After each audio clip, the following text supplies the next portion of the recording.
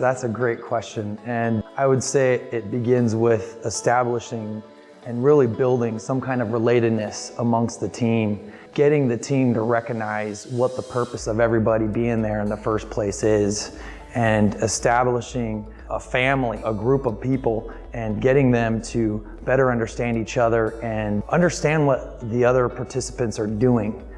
so we could all get across the finish line at the same time.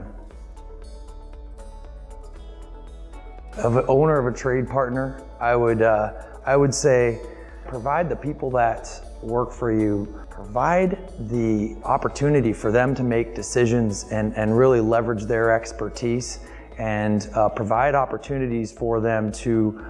think and provide solutions to what they do, as well as support the development of each of those people, because if we're not training these people, if we're not improving the people that work for us, we're just going to be working the same way we do every day.